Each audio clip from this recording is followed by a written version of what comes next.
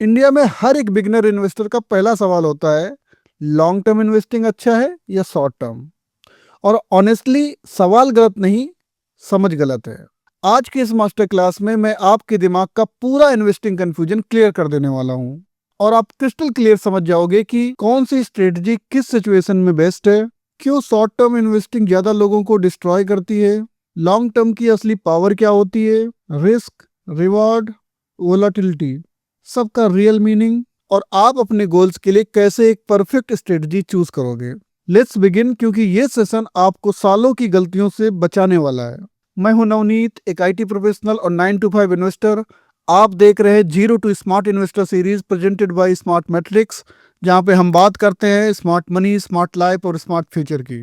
आज हम कंपेयर करेंगे long term versus short term investing, mindset, risk, stress, taxes, volatility, war कौन जीतता है और कौन हारता है, India market data, real examples, और लास्ट में हम समझेंगे स्मार्ट मैट्रिक्स का इन्वेस्टिंग फ्रेमवर्क।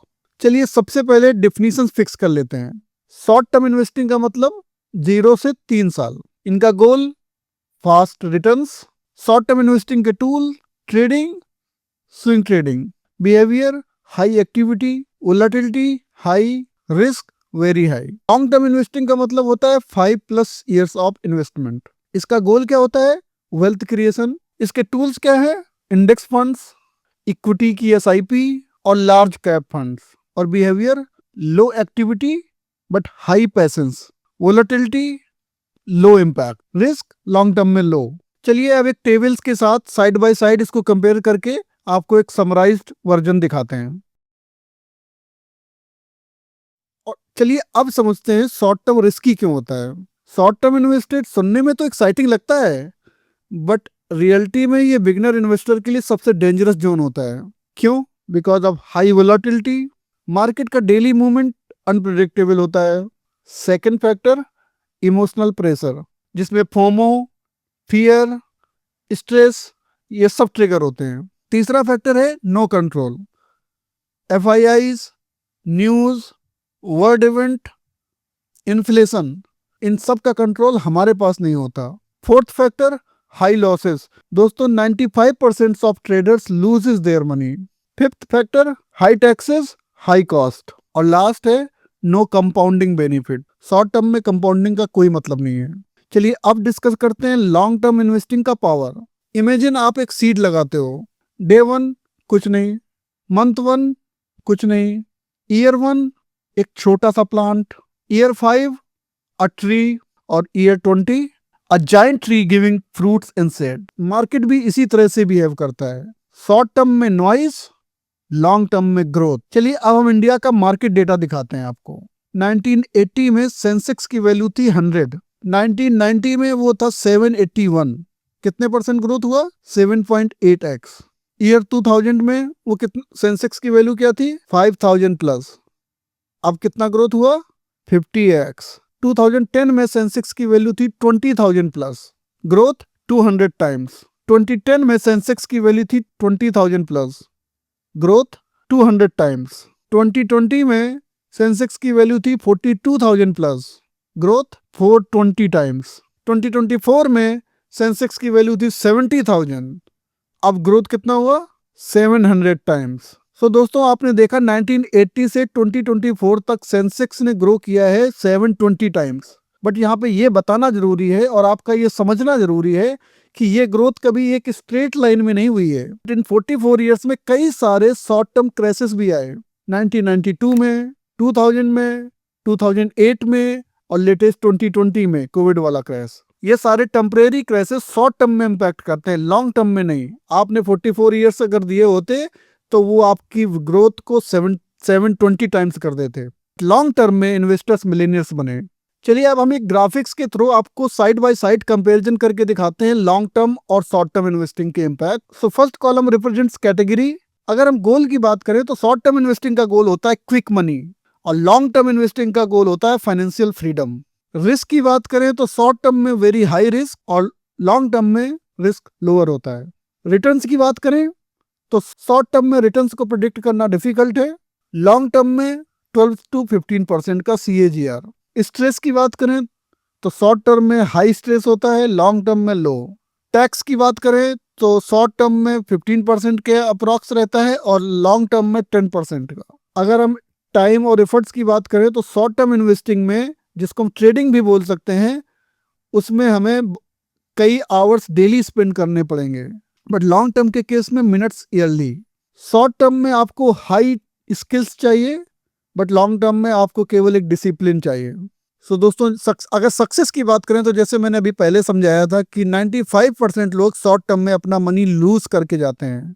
तो हम कह सकते हैं कि सक्सेस शॉर्ट टर्म के केस में रेयर है और लॉन्ग टर्म केस में कॉमन है। Short term is equal to efforts, stress, random results, और long term is equal to peace plus compounding plus wealth creation. दोस्तों, अब हमने ये तो समझ लिया कि लॉन्ग टर्म और शॉर्ट टर्म में विनर कौन है, और अब तक आपको ये भी पता चल गया होगा कि आपके लिए कौन सा बेस्ट है। चलिए अब समझते हैं कि लॉन्ग टर्म इन्वेस्टिंग करनी कहाँ पे है।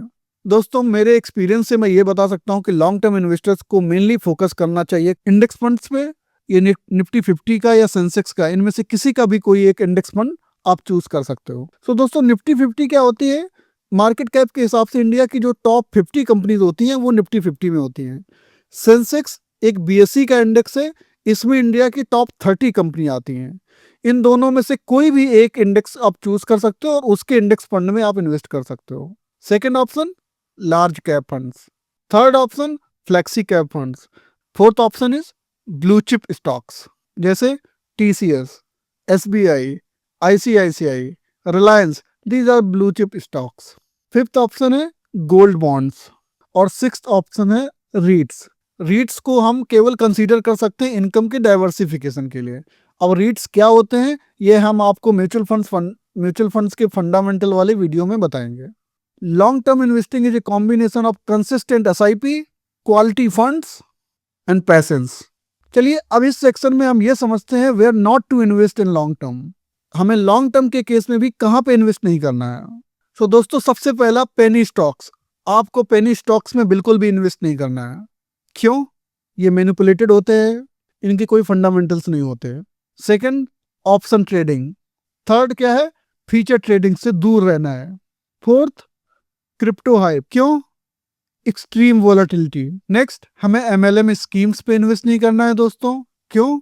इनमें आपको गारंटीड लॉस होगा ही होगा। Next, money back policies.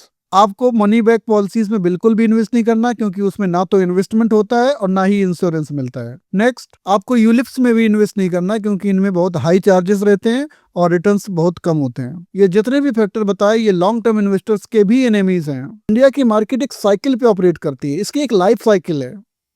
अब वो लाइफ साइकिल क्या है उसकी बात करते हैं। बूम आएगा, डिप आएगा, रिकवरी आएगा, क्रैश भी होगा और फिर न्यू हाई भी बनाएगा। ये 5 स्टेप्स हैं इंडिया की मार्केट की साइकिल के। जो शॉर्ट टर्म इन्वेस्टर होते हैं दोस्तों, उनको डिप फियर क्रिएट करता है, हाई में फोमो और क्रैश में पैनिक सेल। सो दोस्तों, on the other side long term investors के लिए डिप एक बाइंग अपॉर्चुनिटी होती है, क्रैश बाई मोर, और जब मार्केट हाई होती है तो वो यूनिट्स को होल्ड करते हैं।